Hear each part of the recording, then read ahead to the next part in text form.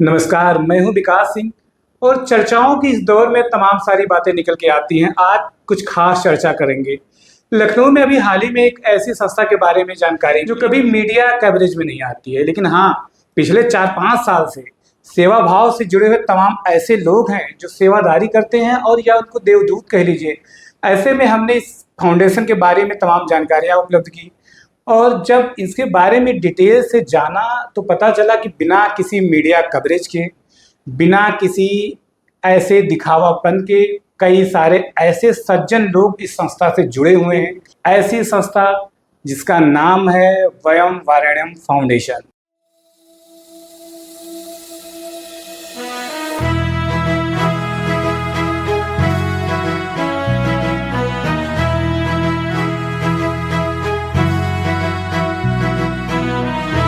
इसके बारे में जब हम डिटेल से जानकारी इकट्ठा करना चाहे तो धीरे धीरे करके मैं इसके ऑफिस पहुंचा और लखनऊ में जब इनकी ऑफिस पता चली तो इनके एक समन्वयक जी हमारे साथ में जुड़े, इनसे बात हुई। आज इसी सिलसिले में बात और करने के लिए हमारे साथ में जुड़े हैं समन्वयक पंकज सिंह जी। सर, बहुत स्वागत है आपका हमारे साथ जुड़ने के लिए। नमस्कार विकास जी, और आपने हमें खोजते हुए यहाँ तक आप पहुँचे, इसके लिए हम बहुत आभार आपका व्यक्त करते हैं।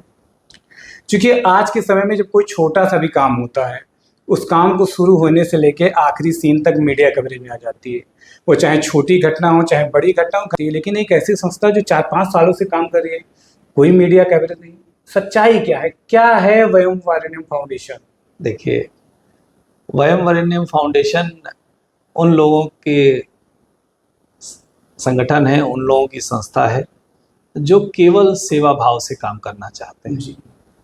उनके लिए मीडिया में हाईलाइट होना, अखबारों के सुर्खियां बनना, अखबारों के पन्नों में छपना, उनका वो नहीं। और जैसा हम लोग अक्सर सुनते रहते हैं कि नेकी कर दरिया में डाल, या कई बार हमें ये सिखाया जाता है कि ऐसा दान करना चाहिए कि दाएं हाथ से करें तो बाएं को ना पता चले। हम उसी मोटो, उसी उद्देश्य और उसी नीति के अनुसार चलते हैं। हम वही लोग हैं जो ये मान के चलते हैं कि केवल हमें सेवा करना है, केवल हमें दूसरों की मदद के लिए जो संभव हो सकता है करना है।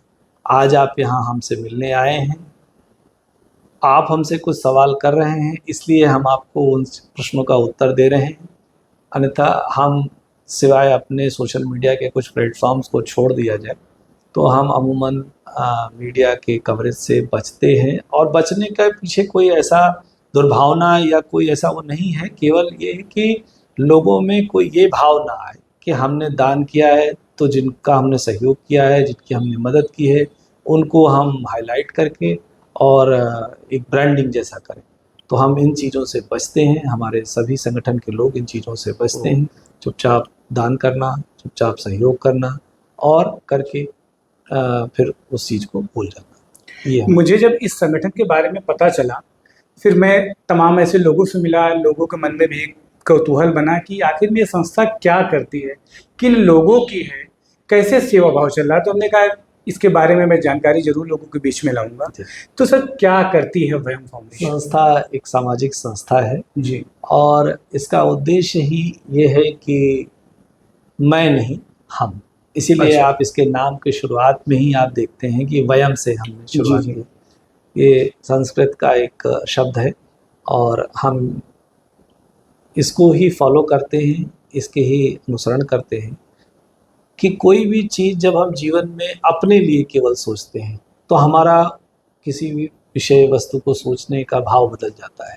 लेकिन जैसे ही हम उसको सार्वजनिक रूप से समभाव में, हम भाव में सोचते हैं, वयम भाव में सोचते हैं, तो उसको सोचने समझने का, जैसे एक परिवार में एक रोटी है, मैं सोचूं कि सिर्फ मैं खा लूं तो उसका भाव अलग हो जाएगा। मैं सोचूं कि इसको 4 हिस्से में बांट के अपने चारों भाइयों के साथ वो कर लूं तो उसका भाव बदल जाएगा। यही वयम है। और इसका जो दूसरा है वरेण्यम, वरेण्यम का संस्कृत में अर्थ होता है वर्ण करने योग्य, जैसे आपने गायत्री मंत्र में भी पढ़ा होगा। तो जो ये वयम भाव है, यही वर्ण करने योग्य है, यही स्वीकार करने योग्य है। और इसका एक प्रतीकात्मक भाव ये होता है कि भगवान विष्णु का जो कल्याणकारी स्वरूप होता है वो वरेण्यम है। अच्छा। तो जब हम अहम को छोड़ के, मैं को छोड़ के वयम, हम के भाव में आते हैं, वही वर्ण करने योग्य है और वही भगवान विष्णु का कल्याणकारी स्वरूप है, और वही वर्ण करने योग्य है, वही भगवान विष्णु का कल्याणकारी स्वरूप है, वही वयम है। तो हम इस भाव को लेकर चलते हैं, इसीलिए ये संस्था वयम वरेण्यम फाउंडेशन कहलाती है कि यहाँ हम मैं की बात नहीं करते हैं, हम की बात करते हैं।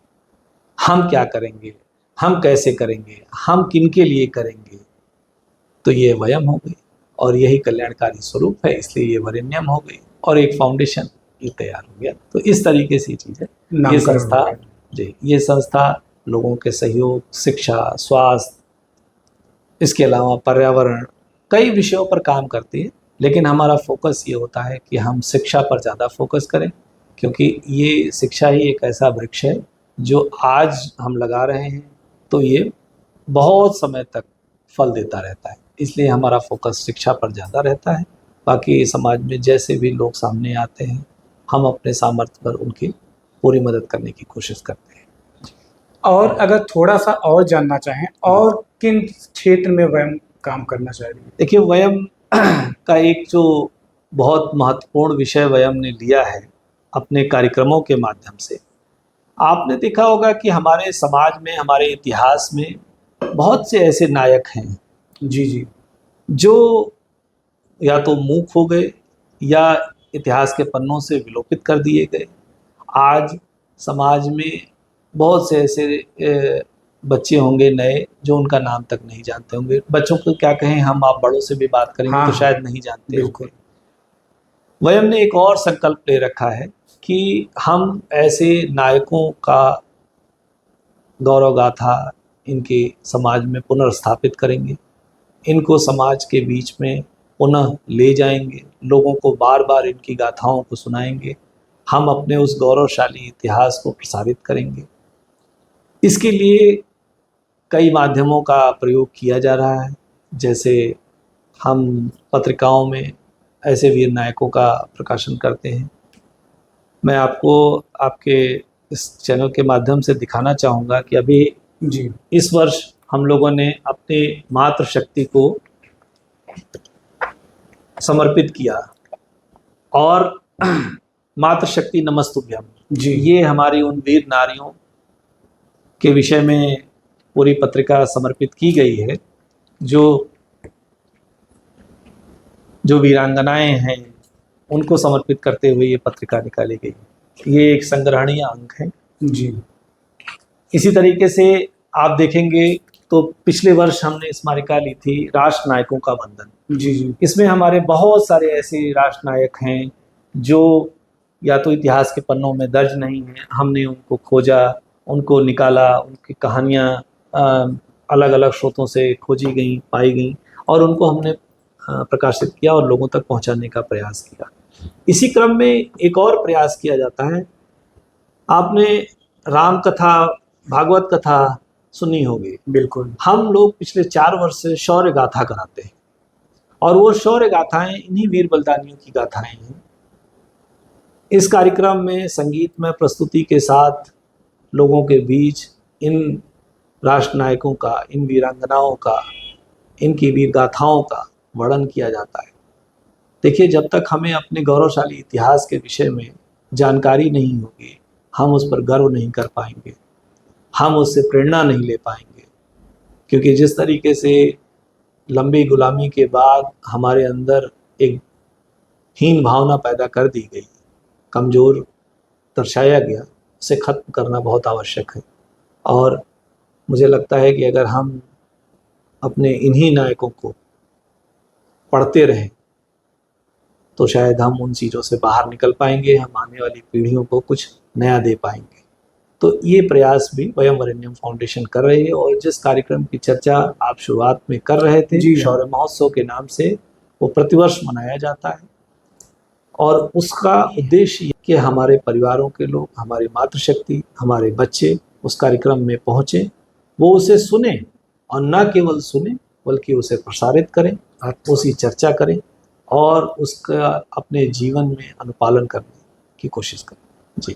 हमारे समाज में ऐसे बहुत से नायक हैं या राष्ट्र नायक हैं जिनके बारे में हम क्या एक पढ़ा लिखा वर्ग नहीं जान रहा है।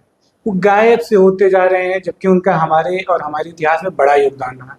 कुछ ऐसे नाम पंकज जी आप बताना चाहेंगे कि जिनको लेके मेन फोकस कुछ हो? ये देखिए क्या है, हमारे बहुत सारे ऐसे नायक हैं। हाँ, अगर मैं नाम लेने लग जाऊंगा तो आपके बड़ी लंबी फेहरिस्त हो इसकी इतनी लंबी फेहरिस्त है। जी जी। अब मैं आपको उदाहरण एक बहुत छोटे से उससे कहता हूँ।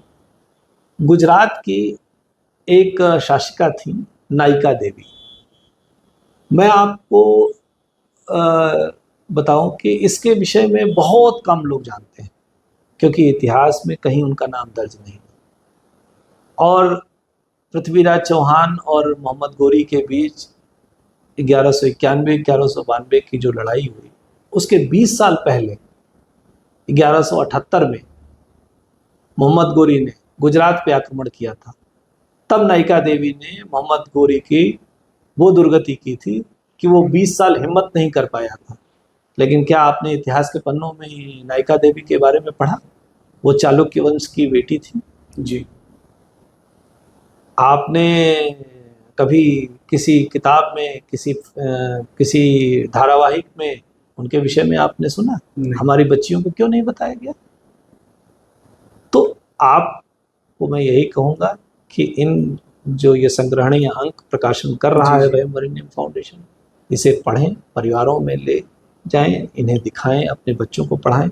वो जाने कि ऐसे कितने अनगिनत हमारे वीर महापुरुष हैं जिन्होंने राष्ट्र के लिए बलिदान दिया।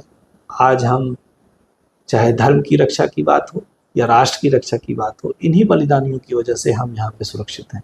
तो हम इनकी गौरव गाथा इस तरीके से प्रस्तुत करते हैं। अच्छा, एक और विषय अब बन के नहीं समझ में आती है जी। क्या कोई सरकारी सामाजिक तंत्र से सहयोग मिल रहा है या समाज के सहयोग से संस्था चल रही है? ये बिल्कुल आपको मैं क्लियर कर दूं कि हम सरकार से किसी तरीके का सहयोग नहीं लेते हैं। हाँ, ये जरूर है, मैं इसमें स्पष्ट करूं कि सरकार की तरफ से इस स्मारिका के प्रकाशन उनका जरूर जो विज्ञापन का वो होता है, वो जैसे हम निजी क्षेत्रों से विज्ञापन लेते हैं वैसे ही हम सरकार से भी अनुरोध करते हैं, वो विज्ञापन है।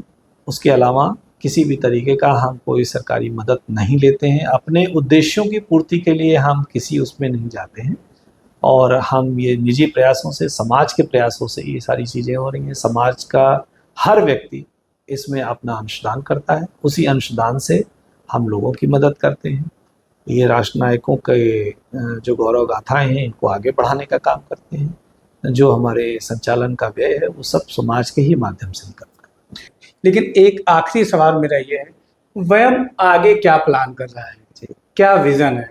देखिए, वयम एक परिवार के दृष्टिकोण लेकर चलता है और इसी परिवार के दृष्टिकोण को आगे बढ़ाते हुए जो हमने अपना दूरगामी लक्ष्य रखा है, अपना उद्देश्य तय किया है जी।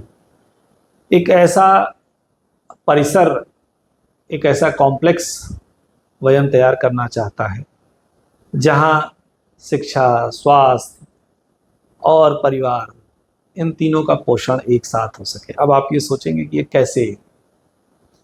हम एक शिक्षा का ऐसा केंद्र बनाना चाहते हैं जहां प्री प्राइमरी से लेके और पोस्ट में जितनी भी पढ़ाइयाँ होती हैं जी। वो सभी वहाँ उपलब्ध हों। एक ही कैंपस में आप इंजीनियरिंग, मेडिकल, मैनेजमेंट, जिस भी चीज़ की पढ़ाई करना चाहते हैं, प्री प्राइमरी से लेके वो आवासीय या अनावासीय दोनों तरीके की पढ़ाई वहाँ पर उपलब्ध। वहाँ पे आपका नर्सिंग, जीएनएम, एएनएम, जितने भी तरीके के कोर्सेज होते हैं वो सब उपलब्ध हों। इन कोर्सेज और इन पढ़ाइयों के साथ वहाँ पर हम वृद्धाश्रम और अनाथालय, इनकी भी स्थापना करना चाहते हैं। अब आपके मन में ये प्रश्न उठ रहा होगा कि आखिर शिक्षा संस्थानों के साथ इनके क्या वो है? देखिए, वृद्धाश्रम में जो रहने वाले हमारे बुजुर्ग हैं, हमारे अभिभावक हैं, वो किन्हीं भी कारणों से वृद्धाश्रम में गए लेकिन वो बहुत एकांतिक हैं। हाँ। उन्हें किसी के साथ की जरूरत है। अगर हम वृद्धाश्रम और अनाथालय एक साथ रखते हैं तो कहीं ना कहीं दोनों की एक बॉन्डिंग बन सकती है। हम उसमें से कुछ ऐसे लोगों को चिन्हित कर सकते हैं जो अनाथालय की देखरेख कर लें। हाँ। इसके अलावा जो हमारे मेडिकल के पैरामेडिकल के संस्थान होंगे, उसमें पढ़ने वाले बच्चे बच्चियां हमारे लिए एक एसेट होंगे, जो उन वृद्धाश्रमों में रहने वाले या उन अनाथालयों में रहने वाले जो हमारे अंतवासी होंगे उनकी देखरेख कर सकेंगे। जो चीज़ें हैं वो एक दूसरे की पूरक रहेंगी, और जो कमियां महसूस होती हैं सभी को, अनाथालय में रहने वाला बच्चा एक पेरेंटल गार्जियन की जरूरत महसूस करता है वो उसे मिल जाएगी, वृद्धाश्रम में रहने वाले को जो है इसकी जरूरत होती है वो उसे मिल जाएगी। इन दोनों को जो स्वास्थ्य सुविधाएं चाहिए वो मिल जाएंगी। बच्चा बड़ा होगा, उसको पढ़ाई की सुविधा चाहिए वो उसको वहाँ मिल जाएगी। उसको अगर कोई ऐसा परिवार मिलता है जिसके पास आय का साधन नहीं है, उसके लिए एक बड़ा संस्थान उपलब्ध होगा जहाँ उसको नौकरी मिल सकती है। उसी में से कुछ ऐसे हमारी मातृशक्ति होगी जो एकांतिक होंगी, जो अपने बच्चों की जिम्मेदारी नहीं उठा पा रहे होंगे आर्थिक कारणों से, उनको वहाँ नौकरी दे दी जाएगी, वो अपने बच्चों को पढ़ाएंगी, वो वहीं पे नौकरी करेंगी, उससे उनका आय होगा, हमारे स्कूल की वार्डन हो सकती हैं। इस तरीके से एक पूरे कॉम्प्लेक्स को हम तैयार करने का उद्देश्य लेकर चल रहे हैं।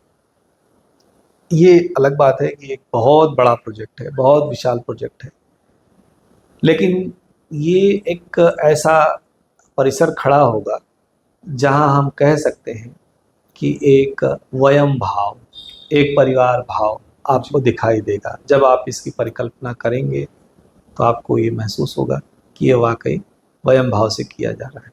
इसके अलावा जो दूसरी विषय था कि हम अपने वीर नायकों, राष्ट्र नायकों को हम जन जन तक पहुंचाना चाह रहे हैं, उसके लिए हम एक राष्ट्रीय अंतर्राष्ट्रीय स्तर का शोध संस्थान एवं पीठ स्थापित करने की परिकल्पना को लेकर चल रहे हैं, वयम के माध्यम से। और हम उसमें जरूर हम भारत सरकार और राज्य सरकार से भी हम सहयोग प्राप्त करेंगे, क्योंकि बहुत सारे जो शासकीय अभिलेखागार हैं ये हमारे लिए सहयोगी सिद्ध होंगे। हम इसके लिए फेलोशिप शुरू करेंगे, हम इसके लिए रिसर्च करने वाले बच्चों को एक अपने पीठ और इसके माध्यम से फाइनेंशियल हेल्प प्रोवाइड कराएंगे ताकि वो नए विषयों को शोध कर सकें, जो नए स्रोतों से उनको जानकारियाँ मिलें, उनको हम समाज के सामने रख सकें। बहुत सी ऐसी चीज़ें हैं जो हमें भ्रमित करके बताई गई, लिखी गई, उनका संशोधन हो सके, तो इस पर भी हम काम कर रहे हैं। पंकज जी, अब आपसे बात करके वयम के बारे में विस्तार जानकारी प्राप्त होने के बाद अब निश्चित रूप से ये कह सकता हूँ, लोगों को आश्वस्त भी कर सकता हूँ कि जिस सोच के साथ आज वयम आरण्य फाउंडेशन आगे बढ़ी है, समाज और राष्ट्र के ऐसे नायकों को आगे लाने का प्रयास कर रही है कि जिनके बारे में ना हम जानते हैं, ना कभी हमको इतिहास में पढ़ाया गया। निश्चित रूप से ये समाज और हमारे खासकर युवा पीढ़ी के लिए या आने वाली पीढ़ी के लिए बहुत अच्छी सोच है। इसी के साथ पंकज जी आपका बहुत धन्यवाद। विकास जी आपका बहुत धन्यवाद। आप हमारी इस मुहिम में एक साझेदार बने, और मुझे लगता है कि आपके दर्शकों के माध्यम से ये शौर्य गाथा और लोगों तक पहुंच सकेगी। बहुत बहुत धन्यवाद आपका।